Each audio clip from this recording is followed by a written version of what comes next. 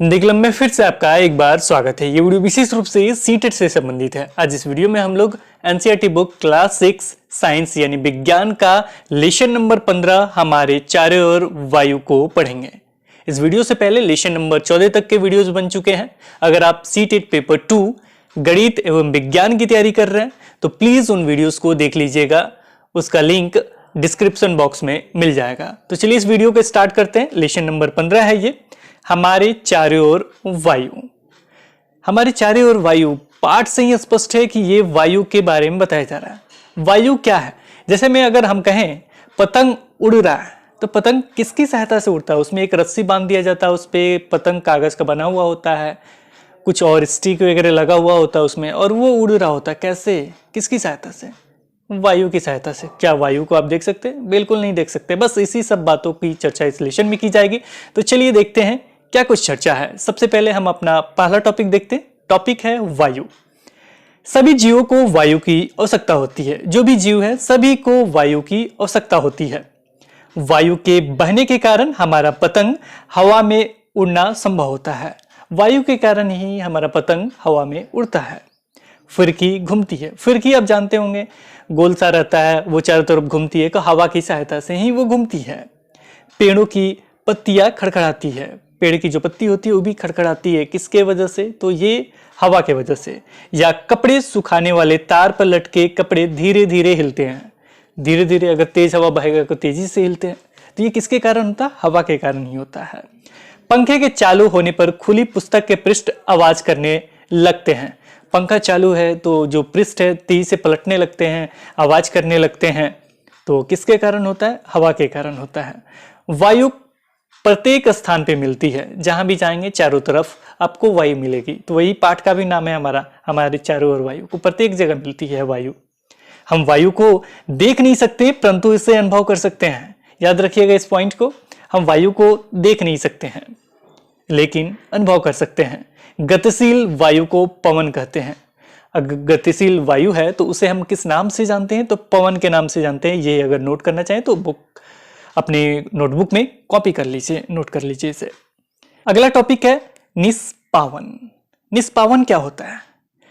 कभी आपने गांव में देखा है कि वो लोग भूसा सहित गेहूं को क्या करते हैं? ओसाते हैं। ओसाने का, कहने का मतलब एक जगह गिराते हैं तो गेहूं वहीं गिर जाता है, और भूसा जो होता है ना वो हल्का होता है, वो कुछ दूर जाके गिरता है, तो गेहूं और भूसा अलग हो जाता है। बस उसी विधि को तो कहते हैं। चलिए देख लेते हैं क्या कुछ लिखा गया है। यह वह विधि है जिसमें गेहूं के दाने को भूसे से उनकी घनता के आधार पर, याद रखिएगा शब्द जो एनसीईआरटी बुक में इस्तेमाल किया गया वही शब्द हमने भी इस्तेमाल किया, घनता के आधार पर वायु द्वारा अलग किया जाता है। घनता के आधार पर क्या किया जाता है? वायु के द्वारा इसे अलग किया जाता है। अनाज से भूसा पृथक करने के लिए निष्पावन विधि का प्रयोग किया जाता है। निष्पावन करते समय भूसे के हल्के कण पवन में उड़कर दूर गिरते हैं, जबकि भारी अन्य कण पृथक होकर निकट एक ढेर बना लेते हैं, यानी नजदीक वो गिरते हैं और वो एक ढेर बन जाता है ज्यादा गिराते हैं। तो किसी मिश्रण के अवयवों को इस प्रकार पृथक करने की विधि निष्पावन कहलाती है। पावन मिस पवन होता है, याद रखिएगा। निष्पावन की प्रक्रिया बहती वायु में अधिक प्रभावी होती है। यानी बहेगा, अगर नहीं बहता हवा तो सब तो वहीं गिर जाएगा, लेकिन अगर हवा बहता है तो ये विधि बहुत ज्यादा प्रभावी होती है। अब आगे बढ़ते हैं। अगला जो पॉइंट है वात सूचक के बारे में है। नीचे में आपको ये दिखाई दे रहा होगा, इसको हम दिखा भी देते हैं। ये जो वात सूचक का ये साइन है, साइन नहीं, ये चित्र है आपका, वात सूचक है। ये वात सूचक को घूमते हुए देखा है। यह उस दिशा में रुक जाता है जिसमें कि उस स्थान पर वायु चल रही होती है। ये याद रखिएगा, ये थोड़ा सा डिफिकल्ट है याद करना, लेकिन याद रखिएगा वात सूचक के बारे में आएगा तो उसमें स्थान शब्द लिखा हुआ आएगा। उस स्थान पर वायु चल रही होती है, यानी उस दिशा में वो रुक जाएगी जिसमें कि उस स्थान पर वायु चल रही होती है। यह स्थान थोड़ा अटपटा सा शब्द है लेकिन लिखा हुआ है एनसीईआरटी में तो हमने आपको बता दिया। उस स्थान पर वायु चल रही होती है और ये चित्र है उसका, वात सूचक का। चलिए आगे बढ़ते हैं। वायु पारदर्शी तथा स्थान घेरती है। वायु पारदर्शी होता है तथा स्थान घेरता है। खाली बोतल पूरी तरह खाली नहीं होती है, चाहे हम खाली बोतल को उल्टा ही क्यों ना कर दें, ये वायु से भरी होती है। एक यहाँ पे एग्जाम्पल है, आगे पढ़ेंगे लेकिन थोड़ा सा एग्जाम्पल देख लेते हैं ताकि आपको याद हो जाए। जैसे में अगर हम एक बाल्टी ले लें, उसमें पानी भर दें और एक मग होता है ना, मग जग जिस जो भी नाम से जानते हैं, उसमें कुछ भी मत भरिए, उसको उल्टा दबाइए, पानी के ऊपर उल्टा कर दीजिए, मग को पूरा दबाइए तो उसके अंदर पानी घुसता ही नहीं है। लेकिन तिरछा कीजिएगा तो खट खट खट खट करके पानी घुसेगा और साथ में उसमें बूंदा जैसा जो हवा होता है वो बाहर निकलता है। और ये बहुत बढ़िया एग्जाम्पल है इसका, जिससे आपको पता चल जाएगा वायु स्थान गिरती है। खाली बोतल पूरी तरह खाली नहीं होता है, चाहे हम खाली बोतल को उल्टा ही क्यों ना कर दें, ये वायु से भरी होती है। जब बोतल उल्टी स्थिति में ही बोतल के खुले मुख को पानी से भरी बाल्टी में डुबोएं तो पानी बोतल में प्रवेश नहीं करता है। पानी बोतल में प्रवेश नहीं करता क्योंकि उसमें वायु रहता है। वही एग्जाम्पल यहाँ भी इस्तेमाल है, नहीं करता क्योंकि वायु के निकलने के लिए कोई जगह नहीं होती, वायु के निकलने के लिए कोई जगह नहीं होती है। आप घर पे करके देखिएगा, अगर आप नहीं किए हो तो, अगर आप टीचर होंगे तो क्लास 6 के बच्चों को करके दिखाइए, बहुत मजा आएगा। और जो छोटे बच्चे हैं आपके घर पे अभी पढ़ रहे हैं, मतलब स्टार्टिंग में क्लास 2, 3 में पढ़ रहे हैं, उनको भी ये एग्जाम्पल करके दिखाइए क्योंकि उनका दिमाग जो ना है वो साइंस की तरफ बढ़ेगा। ये कैसे हुआ, क्यों हुआ, पूछिए उन बच्चों से, मजा आएगा। तो यहाँ पे हम थे, पानी बोतल में प्रवेश नहीं करता क्योंकि वायु के निकलने के लिए कोई जगह नहीं होती। जब बोतल को तिरछा करते हैं तो वायु बुलबुले के रूप में बाहर आती है और वायु के निकलने से खाली हुए भाग में पानी भर जाता है। यह क्रियाकलाप दर्शाता है कि वायु स्थान गिरती है। यह क्रियाकलाप क्या दर्शाता है कि वायु स्थान गिरती है जब बोतल के पूरे स्थान में भर जाती है। जब बोतल खाली बोतल है लेकिन उसके पूरे स्थान में वो भर जाती है। वायु हमारे चारों ओर उपस्थित है। वायु हमारे चारों ओर उपस्थित है। वायु का कोई रंग नहीं होता। वायु का कोई रंग नहीं होता है। ये भी इंपॉर्टेंट है, नोट करके रख लीजिए। वैसे भी आप जानते हैं कि वायु का कोई रंग नहीं होता है, याद करने की जरूरत नहीं है। हम इसके आर पार देख सकते हैं, यह पारदर्शी होता है। यानी वायु जो है उसके आर पार हम देख सकते हैं, ये पारदर्शी होता है। कभी सोच के आपने देखा है कि अगर वायु पारदर्शी नहीं होता, उसके आर पार नहीं देख सकते तो क्या होता? हमें कुछ दिखता ही नहीं। चलिए, आपको याद करने की जरूरत नहीं है, जो इंपॉर्टेंट लाइन है फिर से दोहरा देते हैं।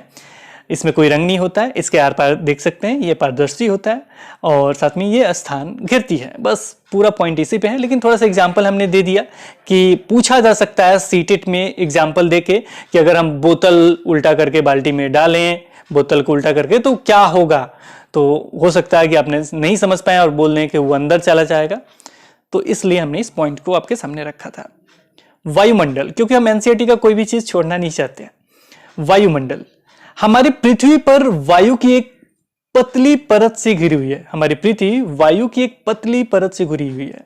अभी ये कहने का चाहता है, जैसे हम रहते कहाँ हैं? धरती पे रहते हैं।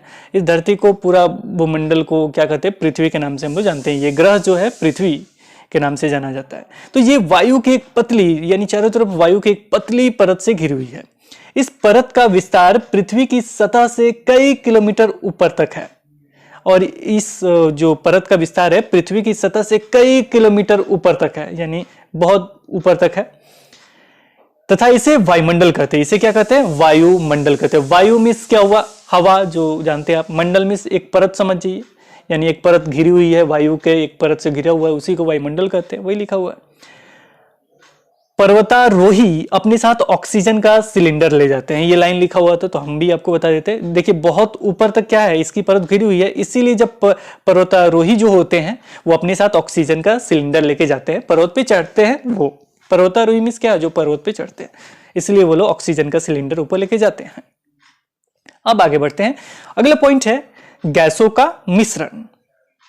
18वीं शताब्दी तक हमारी सोच यह थी कि हम सोचते थे कि वायु केवल एक ही पदार्थ है। ये 18वीं शताब्दी के कारण इस पॉइंट को जोड़ा गया है। 18वीं शताब्दी तक हमारी सोच यही थी, हम यही सोचते थे कि वायु केवल एक ही पदार्थ है, वायु जो है एक ही पदार्थ है। लेकिन उसके बाद जो अपडेट आया, जो हमें जानकारी मिली, वायु अनेक गैसों का एक मिश्रण है। वायु जो है अनेक गैसों का मिश्रण है। अगला टॉपिक है जल वाष्प। वायु में जल वाष्प विद्यमान होती है। वायु में क्या होता है? जल वाष्प विद्यमान होता है। जल वाष्प का चर्चा है तो हम आपसे कहेंगे कि लेशन नंबर ये 15 पढ़ा रहे हैं, इसके पहले वाला लेशन में हमने जल वाष्प के बारे में चर्चा किया, लेशन नंबर 14 में। जैसे शब्द को भी तोड़ सकते हैं आप, जल प्लस वाष्प। जल मीन्स होता है जो पानी आप जानते हैं वो, वाष्प मीन्स वो होता है जब पानी को हम गर्म करते हैं तो वाष्प के रूप में आ जाता है, वही जल वाष्प है। तो वो उसमें बताया गया है कि महासागर वगैरह में जो जल गर्म होता है तो वो जल वाष्प बन जाता है, फिर वो वायु में जाके मिल जाता है, फिर हमें दिखाई नहीं देता है। उसी की चर्चा है, वायु में जल वाष्प विद्यमान होती है। वायु किसी ठंडे पृष्ठ के संपर्क में आती है तो इसमें उपस्थित जल वाष्प ठंडी होकर संघनित हो जाती है तथा जल की बूंदें ठंडे पृष्ठ पर दिखाई देती है। ये भी बहुत बढ़िया एग्जाम्पल है, अगर आप जानना चाहें तो इसका मतलब क्या हुआ, जैसे मैं फ्रिज से कोई भी ठंडा चीज़ निकालिए, ठंडा पेय वैसे इस समय तो मना है, तो लेकिन ठंडा पेय निकाल के आप जब बाहर देखिएगा तो उसमें छोटे छोटे बूंदे आ जाएंगे थोड़ी देर के बाद। तो ये किस कारण से होता है, तो जल वाष्प के कारण से होता है, क्योंकि वहाँ पे जाके वो पानी संघनित हो जाते हैं, छोटे छोटे बूंदे के रूप में संघनित हो जाते हैं।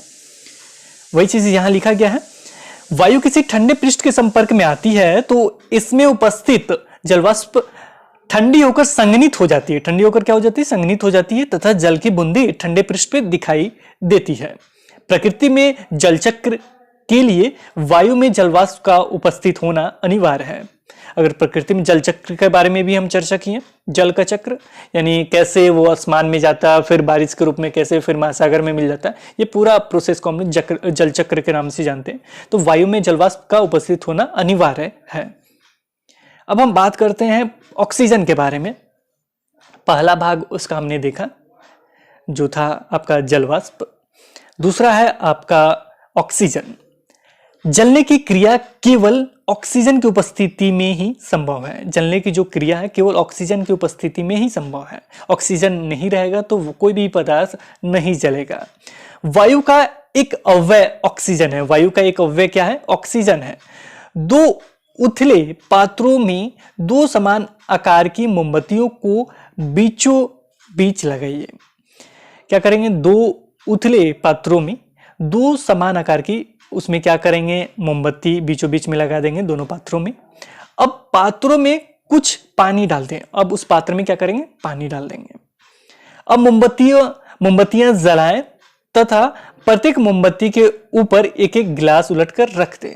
अब क्या करेंगे, जैसे में दो ये लिखा गया है उथले, उथले मिस हो गया उभरा हुआ एक तरह से समझ जाइए, और उसमें हम मोमबत्ती जला देंगे, फिर उसमें पानी डालेंगे, फिर उसके ऊपर से गिलास रख देंगे। इसके बाद क्या करेंगे, अब मोमबत्ती जलाएं तथा प्रत्येक मोमबत्ती के ऊपर एक एक गिलास उलटकर रखते हैं। अब गिलास उलट के उसमें रख देंगे। जब ऑक्सीजन जलती हुई मोमबत्ती के द्वारा प्रयोग कर ली जाती है तो मोमबत्ती अधिक समय तक नहीं जल पाती है तथा वह बुझ जाती है। यानी जो भी ऑक्सीजन उसमें रहता है वो क्या होता है, उस मोमबत्ती के द्वारा प्रयोग कर ली जाती है, यानी इस्तेमाल कर ली जाती है, और मोमबत्ती अधिक समय तक जल नहीं पाती क्योंकि ऑक्सीजन नहीं मिलता है तो वो बुझ जाती है तथा वो बुझ जाती है। गिलास के अंदर ऑक्सीजन द्वारा घेरा हुआ स्थान भी रिक्त हो जाता है। अब जितना स्थान गिलास के द्वारा घेरा हुआ है उतना स्थान क्या हो जाता है, रिक्त हो जाता है। ऑक्सीजन का जितना घेरा हुआ स्थान है उतना रिक्त हो जाता है, और इस स्थान को भरने के लिए जल ऊपर चढ़ जाता है। और इस स्थान को भरने के लिए क्या होता है, जल ऊपर चढ़ जाता है। बस इसी पॉइंट के लिए हमने लिखा है कि अगर ऐसा होगा तो क्या होगा जल के साथ, ऐसा सीटेट में दिया जा सकता है प्रश्न। तो वहां पे आप लिखेंगे, ऑप्शन में होगा जल ऊपर चढ़ जाएगा, जल ऊपर नहीं चढ़ेगा, जैसा था उसी अवस्था में रहेगा, इनमें से कोई नहीं। तो वहां पे आपको टिक करना होगा जल ऊपर चढ़ जाता है। वायुमंडल में लगभग 21% है। वायुमंडल में ऑक्सीजन कितना प्रतिशत है, तो लगभग 21% है। ये बुक में नहीं है लेकिन हमने लिख के दे दिया ताकि आपको याद रहे। नाइट्रोजन, मोमबत्ती के बूझने के बाद भी वायु का एक बड़ा भाग अब भी गिलास में शेष रह जाता है। मोमबत्ती बुझ गया है लेकिन देखते हैं कि कुछ स्तर तक तो पानी चढ़ गया, फिर भी एक बड़ा भाग वायु का एक बड़ा भाग अब भी गिलास में शेष रह जाता है। एक देखते हैं कि वायु का बड़ा भाग शेष है गिलास में भी। तो ये क्या है, तो ये नाइट्रोजन है। नाइट्रोजन जलने में सहायक नहीं होता है। यह वायु का 4/5 भाग घेरता है। वायुमंडल में यह लगभग 78% है। ये भी नहीं लिखा गया लेकिन याद रखिएगा ये कितना प्रतिशत है, नाइट्रोजन 78% है। अब वायु का 4/5 भाग घेरता है, ये लिखा हुआ है आपके एनसीईआरटी बुक में, तो ये नोट कर लीजिए आप। वायु का कितना भाग है, 4/5 भाग। 4/5 भाग कहने का मतलब क्या, किसी भी संख्या को 5 भागों में बांट दीजिए। जैसे एक चॉकलेट है उसे 5 भागों में बांट दीजिए, 5 जगह टुकड़ा कर दीजिए, उसमें से 4 टुकड़ा किसी एक व्यक्ति को दे दीजिए, तो समझिए पूरा नाइट्रोजन उसको दे दिए। 4 टुकड़ा किसी को दे दिए तो समझिए पूरा टुकड़ा नाइट्रोजन है वो, और एक टुकड़ा में सारे हैं, तो वही चीज लिखा है 4/5। आगे बढ़ते हैं, अगला है आपका कार्बन डाइऑक्साइड। एक बंद कमरे में जब कोई पदार्थ जल रहा होता है तो घुटन महसूस होती है। आपके कमरे में, बंद कमरे में आपने देखा होगा, दिया जला दीजिए चाहे कोई सामान जला दीजिए, बंद कमरा है तो आपको घुटन सा महसूस होगा, धुआं वगैरह लगने लगेगा, उसके धुएं से आपको परेशानी होने लगी, सांस लेने में दिक्कत होने लगेगा। यह घुटन कमरे में कार्बन डाइऑक्साइड की अधिक मात्रा एकत्र होने के कारण हुई है, जो कि लगातार किसी वस्तु के जलने के कारण बनती है। लगातार किसी वस्तु को जलाते हैं तो कार्बन डाइऑक्साइड चारों तरफ घूमने लगता है, जिससे आपको घुटन महसूस होती है। हमारे चारों ओर की वायु एक छोटा अवयव कार्बन डाइऑक्साइड का होता है। हमारे चारों ओर वायु का एक छोटा अवयव क्या होता है, कार्बन डाइऑक्साइड होता है। पादप एवं जंतु श्वसन प्रक्रिया में ऑक्सीजन का प्रयोग करते हैं। ये कभी भी भूलिएगा नहीं, बार बार ये पूछा जाता है कि पादप श्वसन क्रिया में कौन सा गैस लेते हैं, कौन सा गैस इस्तेमाल करते हैं, कौन सा वायु इस्तेमाल करते हैं, तो वो होता है ऑक्सीजन। वायु में ऑक्सीजन ही श्वसन में इस्तेमाल होता है। वो आपका पौधा हो या कोई जंतु हो, श्वसन में वही इस्तेमाल करते हैं। इसके बाद पौधा और जंतु के बारे में कह रहे हैं, ईस्ट के बारे में नहीं कर रहे हैं। ईस्ट के बारे में हम आगे क्लास 7 में चर्चा करेंगे, जिसमें हम बताएंगे कि वो क्या करते हैं, किस तरह से। श्वसन नाम का एक पार्ट है जिसमें हम चर्चा करेंगे। इसमें हम आपको बता रहे हैं कि पादप एवं जंतु जो है श्वसन प्रक्रिया में ऑक्सीजन का उपयोग करते हैं, कार्बन डाइऑक्साइड बनाते हैं, और कार्बन डाइऑक्साइड वो क्या करते हैं, बनाते हैं। याद रहेगा हमेशा, कभी गलती मत कीजिएगा। पादप भी ऑक्सीजन ही श्वसन में लेता है, कार्बन डाइऑक्साइड बाहर छोड़ता है। अब आप चर्चा करते हैं जिसके बारे में आप सोच रहे होंगे, कार्बन डाइऑक्साइड इस्तेमाल कहाँ होता है, तो भोजन बनाने में होता है, यानी प्रकाश संश्लेषण में होता है। यहां पढ़े रहते, पादप एवं जंतु श्वसन प्रक्रिया में ऑक्सीजन का उपयोग करते हैं और कार्बन डाइऑक्साइड बनाते हैं। जलने पर ऑक्सीजन का उपयोग कर मुख्यतः कार्बन डाइऑक्साइड तथा कुछ अन्य गैसें बनाते हैं। कुछ भी जलता है तो वहां पे मुख्यतः कार्बन डाइऑक्साइड बनेगा तथा इसके साथ ही कुछ अन्य गैसें भी बनते हैं। हमारे चारों ओर की वायु का एक छोटा अवयव कार्बन डाइऑक्साइड होता है। एक छोटा अवयव क्या होता है, कार्बन डाइऑक्साइड होता है। वायुमंडल में यह लगभग 0.03% है। वायुमंडल में कितना प्रतिशत है, कुछ 0.0% है। ये बुक में नहीं लिखा है लेकिन याद रखिएगा, इंपॉर्टेंट है। अगला टॉपिक है धूल तथा धुआं। क्या होता है धूल, चलिए हम आपको बताते हैं। जैसे में एक कमरा है, कमरा चारों तरफ से बंद है और वहाँ एक छोटा सा छिद्र है, उसके तरफ से सूरज का प्रकाश, बाहर सूरज का प्रकाश है तो उसके तरफ से सूरज का प्रकाश आ रहा है घर के अंदर, तो उसमें देखे होंगे चारों तरफ घूमता हुआ आपको धूल कण दिखाई दे रहे हैं। वही धूल के बारे में इसमें चर्चा है। इसके अतिरिक्त इसमें दूसरा है धुआं। धुआं होता है ईंधन या कोई भी पदार्थ जब जलता है उसमें से धुआं बाहर निकलता है, उसी धुआं के बारे में चर्चा है। तो सबसे पहले हम चर्चा करते हैं धुआं के बारे में। ईंधन तथा पदार्थों के जलने से धुआं भी उत्पन्न होता है। धुएं में कुछ गैसें एवं सूक्ष्म धूलकण होते हैं जो प्रायः हानिकारक होते हैं। इस कारण आप कारखानों में लंबी चिमनियां देखते हैं। ये चिमनियां हानिकारक धुएं तथा गैसें को हमारी नाक से तो दूर ले जाती है, लेकिन आकाश में उड़ते हुए पक्षियों के बिल्कुल नजदीक ले जाती है। तो यहाँ एक छोटा सा प्रश्न भी पूछा गया था, तो क्या ये पक्षियों को हानि नहीं पहुंचाती होगी? जी हाँ, बिल्कुल पहुंचाती होंगी जब उनके पास वो जाती हैं। तो इसके बाद इसमें लिखा गया है वायु में धूल के कण सदैव उपस्थित रहते हैं। वायु जो होता है उसमें धूल के कण हमेशा उपस्थित रहता है। पेड़ की पत्तियों से छनकर आते हुए सूरज के प्रकाश किरण पुंज को देखा होगा, जिसमें धूल कण नृत्य करते हुए प्रतीत होते हैं। ये शब्द लगाया था इसलिए इसको लिखा गया। जो धूल कण होते हैं नृत्य करते हुए यानी नाचते हुए प्रतीत होते हैं। वायु में धूल के कण भी उपस्थित होते हैं। वायु में धूल के कण समय तथा स्थान के साथ साथ बदलते रहते हैं। वायु में धूल के कण उपस्थित होते हैं, ये पहले भी हमने आपको बताया था। इसके साथ ही वायु में धूल के कण समय तथा स्थान के साथ साथ बदलते रहते हैं। समय और स्थान के साथ क्या होते हैं, ये बदलते रहते हैं। जब हम नाक से सांस लेते हैं तो हम वायु अंदर लेते हैं। जब हम नाक से सांस लेते हैं तो वायु क्या करते हैं, अंदर लेते हैं। धूल के कणों को श्वसन तंत्र में जाने से रोकने के लिए हमारी नाक में छोटे छोटे बाल तथा श्लेष्मा उपस्थित होते हैं। यहाँ बात हो गया तो यहाँ बाल होना चाहिए, बाल तथा श्लेष्मा क्या होते हैं, उपस्थित होते हैं।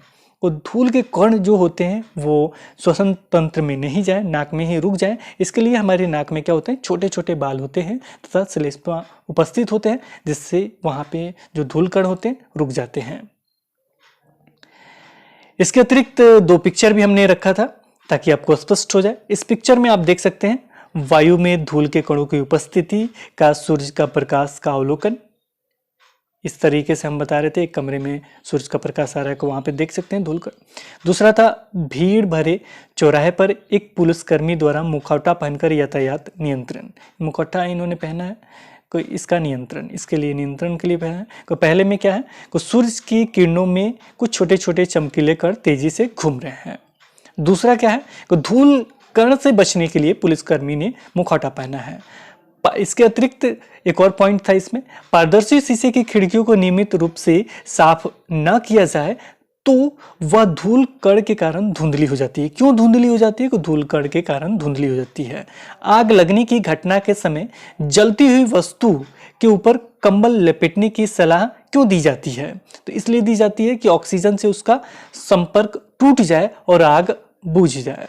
अगर हम मुंह से सांस लेंगे तो क्या होगा, तो मुंह से अगर हम सांस लेंगे तो हानिकारक धूल के कण हमारे शरीर में प्रवेश कर जाएंगे। कोई ये अतिरिक्त था, लेकिन इस तरह के अगर प्रश्न पूछे जाते हैं तो आप आराम से इसे टिक कर सकते हैं।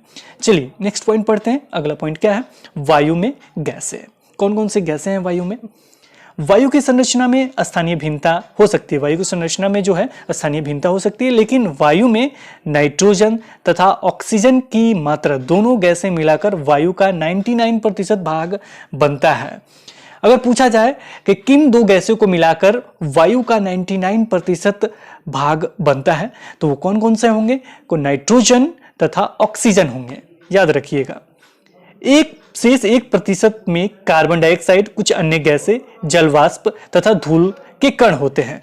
और शेष 1% में क्या क्या होता है, वो कार्बन डाइऑक्साइड होता है, कुछ अन्य गैसें होते हैं, जलवाष्प होता है, धूल कण होते हैं। अगर पूछा जाए कि वायु में कौन कौन से गैसें आते हैं या कौन कौन से भाग हैं, तो आपको बताना पड़ेगा क्या क्या, नाइट्रोजन, ऑक्सीजन, कार्बन डाइऑक्साइड, अन्य गैसें, ये लास्ट में रहेगा अन्य गैसें, जलवाष्प, धूल के कण तथा अन्य गैसें, ये सारे भाग हैं उसके, याद रखिएगा। धूल कण भी आता है, जलवाष्प भी आता है, अन्य गैसें भी। आगे हमने लिखा है कि कौन कौन अन्य गैसें हैं, नाइट्रोजन और ऑक्सीजन, ये सारे मिल के वायु के गैसें बनते हैं, यानी वायु का भाग बनता है। तो ये याद रखिएगा, नोट भी कर लीजिएगा। उसमें आएगा क्या क्या, जलवाष्प, धूल के कण और अन्य गैसें। अर्थात नाइट्रोजन की मात्रा सर्वाधिक 78% होती है, जबकि 21% ऑक्सीजन तथा 0.03% कार्बन डाइऑक्साइड पाया जाता है, तथा शेष 0.97% में hydrogen, helium, argon, neon, krypton, xenon, ozone तथा जलवाष्प होती है। तो ये सारे होते हैं। इसमें धूलकण नहीं लिखा गया, इसमें धूलकण भी होता है। इसके बाद हम चलते हैं, अब हम चर्चा कर लेते हैं ये जो हमने लास्ट पॉइंट आपको बताया है 0.97% में हाइड्रोजन, ये सारी चीज ये बुक से अलग है, तो ये नहीं भी याद कीजिएगा, लेकिन नोट करके रखिएगा, इसको बाद में आगे चल के आपको काम आएगा। अब हम बात कर लेते हैं बुलबुले के बारे में। जब हम पानी गर्म करते हैं तो घुली हुई वायु बुलबुलों के रूप में बाहर आती है। पानी को यदि और गर्म करते हैं तो पानी वाष्प में परिवर्तित हो जाती है और अंततः उबलने लगता है।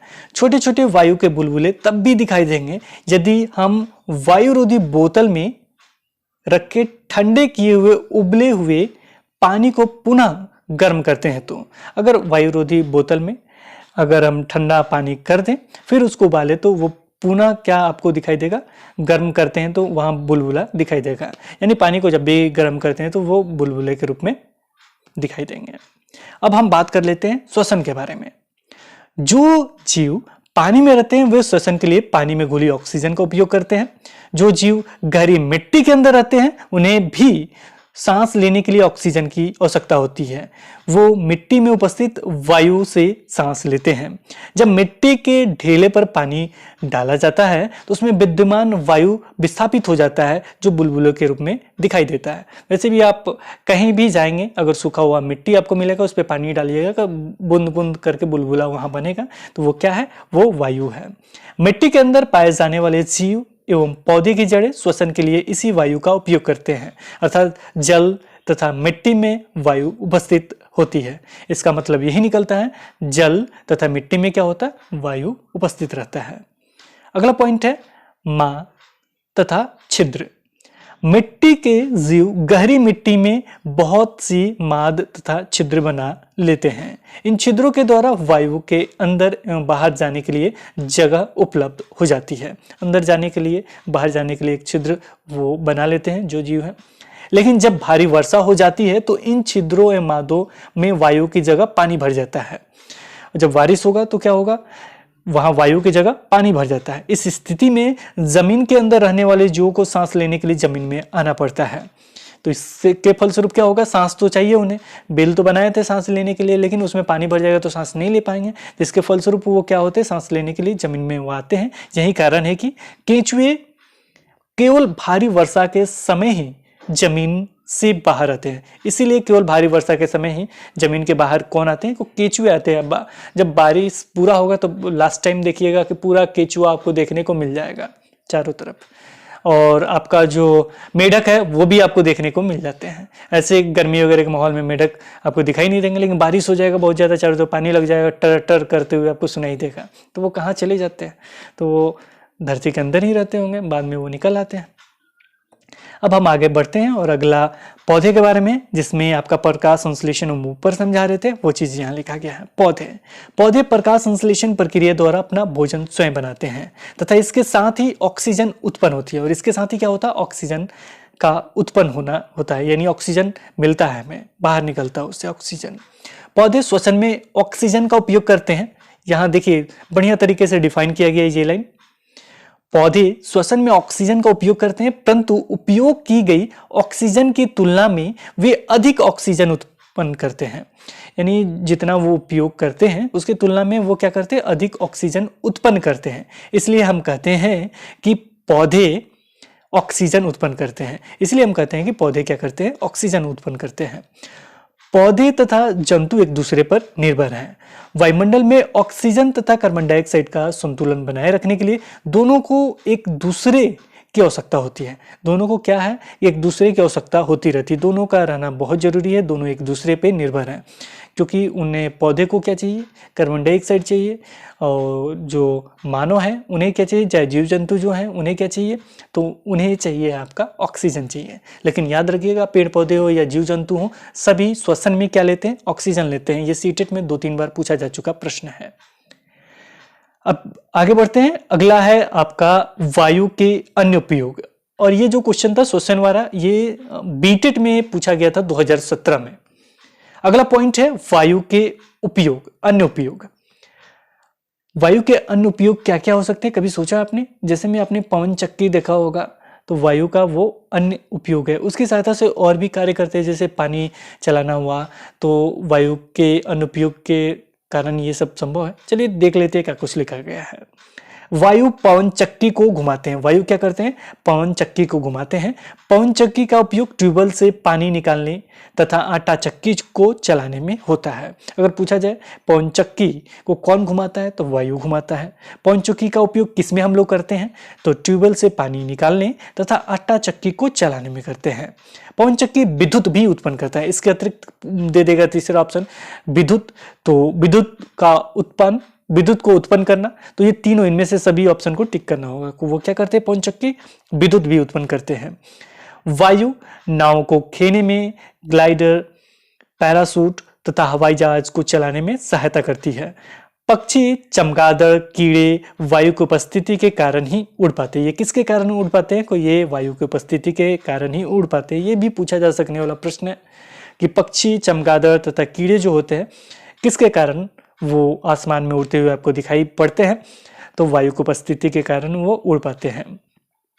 वायु बहुत से पौधे के बीजों तथा फूलों के परागकणों को इधर उधर फैलाने में सहायक होती है। जब 19th में जाएंगे तो वहाँ पे बताया जाएगा किसके बीज जो होते हैं जो ये वायु द्वारा फैलता है, लेकिन अभी नहीं जानना है। अभी यही जानना है कि वायु के द्वारा ये होता है। वायु बहुत से पौधे के बीजों तथा फूलों के परागकणों को इधर उधर फैलाने में सहायक होती है। जलचक्र में वायु एक महत्वपूर्ण भूमिका निभाती है। जलचक्र में भी एक वायु जो है एक महत्वपूर्ण भूमिका निभाती है। जलचक्र के बारे में हमने अभी ये स्टार्टिंग में बताया है, पिछले लेसन में भी आपको बताया है कि महासागर से पानी ऊपर लेके जाना, फिर बारिश के द्वारा फिर महासागर में वो मिल जाना, फिर ऊपर लेके जाना, तो ये प्रोसेस चलता रहता है। इसी प्रोसेस को हम लोग क्या कहते हैं? जलचक्र कहते हैं। तो इसमें वायु जो होता है एक महत्वपूर्ण भूमिका निभाता है। कैसे एक महत्वपूर्ण भूमिका निभाता है? तो जलवाष्प जो होता है वो वायु में जाके मिल जाता है, फिर वायु वो ऊपर लेके जाता है, तो फिर वहाँ से संघनित होकर फिर नीचे बारिश होता है। ये प्रोसेस हमने पिछले वीडियोज़ में बताया है, पिछले लेसन में, उसको देख लीजिएगा। अब यहीं पर ये लेसन समाप्त होता है, पार्ट समाप्त होता है। और अगला लेसन हम अंतिम क्लास 6 का लेसन देखेंगे, अध्याय 16, कचरा संग्रहण एवं निपटान। ये भी इंपॉर्टेंट है, पढ़ना जरूरी है। और एक प्रश्न जो हम चाहेंगे आपसे पूछना है, जिसका उत्तर हम चाहेंगे कि आप कमेंट बॉक्स में दें। पौधे तथा जो जंतु होते हैं क्या वे एक दूसरे पर निर्भर होते हैं या नहीं होते हैं? इसका उत्तर कमेंट बॉक्स में जरूर दें। तो आज इस वीडियो में इतना ही, फिर मिलते हैं एक नए वीडियो के साथ। तब तक देखते रहें, बने रहें हिंदी क्लब में। इसके साथ ही हम आपसे जरूर कहेंगे, अगर वीडियो पसंद आता है तो लाइक करें, कमेंट करें और उन स्टूडेंट को जरूर शेयर करें जो क्लास 6 की तैयारी कर रहे हैं तथा जो सीटेट की तैयारी कर रहे हैं, उन्हें भी जरूर शेयर करें। Okay, bye bye.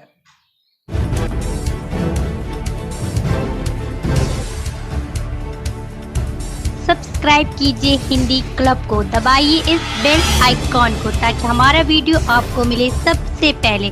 शेयर करें अपने दोस्तों के साथ ताकि वो भी इसका लाभ उठा सके। ये सब बिल्कुल फ्री है।